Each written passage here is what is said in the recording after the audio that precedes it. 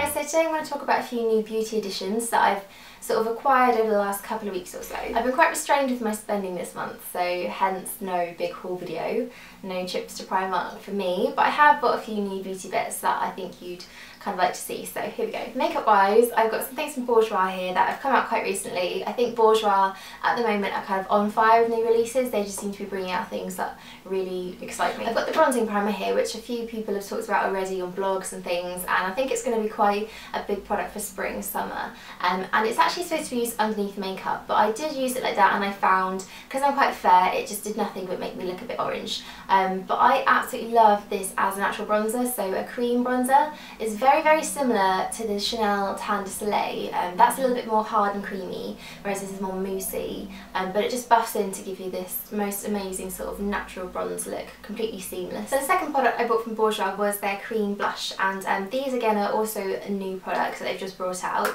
There are 4 shades and I literally had to stop myself buying every single one. They're about £8, so I couldn't justify buying all of them, although I'll probably be going back for more.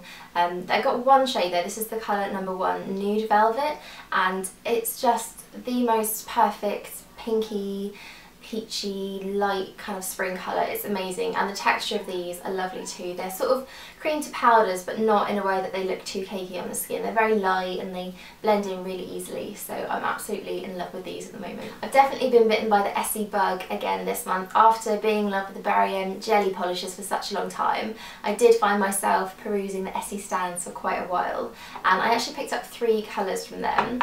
The first is from their current spring collection and it's called Maximilian Strasser. It's not my usual sort of colour that I tend to pick up. It's almost like a grey, and it's just got a slight hint of green in it, nothing like too minty or too bright. It's just a really light undertone that you can barely see. But I think similar to a nude colour, this on the nails is just going to make them look really polished and really sort of elegant, quite chic, so I thought it would be quite a nice colour to wear. So the other 2 are quite different colours for me. I'm not really a fan of pinks and reds on the nails, but I thought they'd be lovely spring colours as well, so I picked them up. And the first one is Cute as a Button, and it's just a really lovely pink colour. I don't really have any pinks in my collection of nail polishes, but I thought this would be a good place to start. It's just almost like a corally pink, but a really bright, quite fun colour. And I got Fifth Avenue, which is just the reddest of reds. I think it's quite orangey undertone, which I do prefer in reds rather than like a bluey or pinky undertone. But it reminded me of my favourite lipstick, which is Max Lady Danger, so I thought those two would be a good little combination together. So my last little makeup purchase was from Bobbi Brown, and I don't really own a great deal of their products, but I've always wanted to try the creamy concealer, and it's the kind of product that I've sort of walked past and swatched so many times but never just taken the plunge. But I went for it, I thought I need a new concealer, so I'm going to get this one. And I'm really surprised by the colour actually. I'm Cool Sand, which looks quite orangey in the pan, but the woman matched me up to it and she was saying this is the best colour for you, you need this one, and actually it's the perfect match for my skin. It's amazing because I can use this under the eyes and around my face, and it just seems to work for both areas, which I'm always a fan of, kind of multitasking concealers rather than having to use 2. The reason I wanted to get this was because of the setting powder it came with as well, because I do find my concealer can crease sometimes under my eyes, but I just think this is a lovely, good coverage, not too heavy concealer, which is quite moisturising, but you know, stays really well if you use them both together. So while I was being colour matched for the concealer, the makeup artist actually said I had quite dry eyes, so that might have been why my concealer was looking quite cakey to begin with. And I was kind of shocked by that because I do try to use eye cream every single day and night, but she said that I might just need something that's a little bit richer, so I was kind of made to buy this eye cream as well, which I'm kind of a sucker for being sold products while I'm just sat down with consultants. But I'm glad I did buy it. It's a really lovely, sort of really simple, no frills eye cream. It's just really moisturising, and I have noticed that my eyes are a lot better. The concealer sits much better on there now, and they just look a lot more moisturised. So yeah, that's another product that I got from Bobbi Brown, and I'm quite happy with it so far. I need to give it a little bit more time to really see if it's made a lot of difference, but so far so good. So in my last video I asked everyone for kind of recommendations of a good SPF, and a few people said to go to Kiehls, so I got the Ultralight Daily UVA Defense SPF 50. This has also got UVA protection in it, and I always like to go for a factor 50 if I can do, just to protect my skin.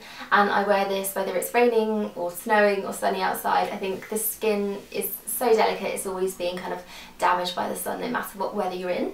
And this is really lovely because unlike most really high SPFs, it's not thick and it's not really greasy, it doesn't feel heavy on the skin, it just sits there perfectly, you don't even notice it. So sometimes I use this just as my moisturiser, or sometimes I'll put it on as the last thing in my regime. Obviously there are no massive instant effects with this, but I think it works really well for what it is.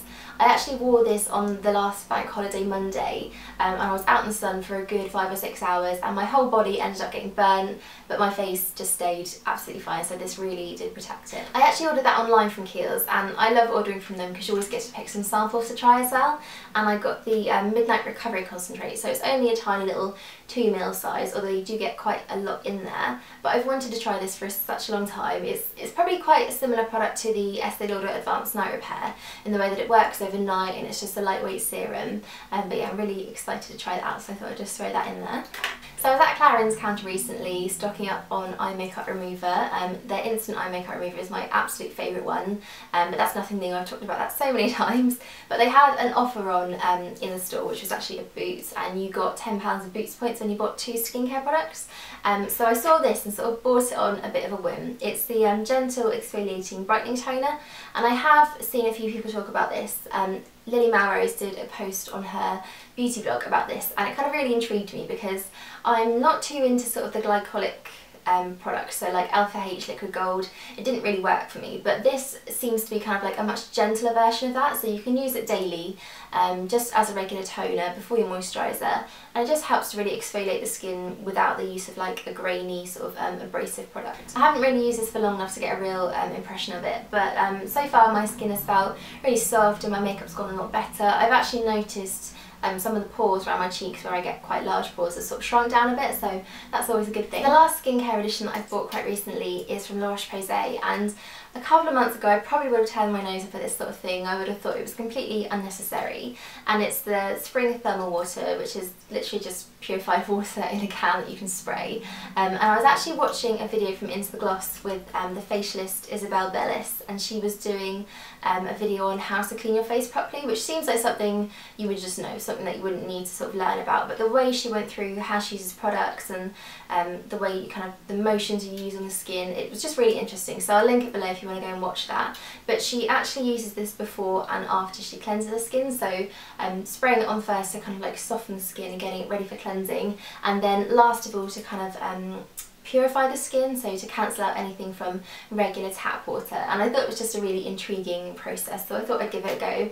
It's about £8, so it's quite a lot to pay for water in a can, but so far I've been getting on with it really well, and it does make a difference to your skin. It feels a lot more softened and purified as well, and cleansers just work better, I find. So yeah, not quite an unnecessary purchase, but still something kind of extravagant for what it is. So my last purchase is actually a fragrance, and it's Bronze Goddess from Este Lauder, and they bring this out every single year in a different edition, different bottle, and it's just for a limited time only. And every year I have actually smelt it and thought, no, this isn't for me, I don't like it at all. But for some reason, I don't know if my preference has changed in fragrance or my nose is different, but I just smelt it this year and I absolutely fell in love with it.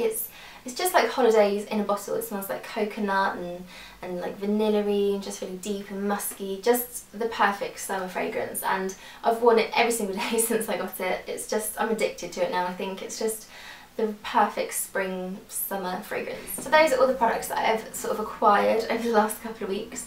Thanks for watching that, guys. I hope you enjoyed it, and I will see you all soon.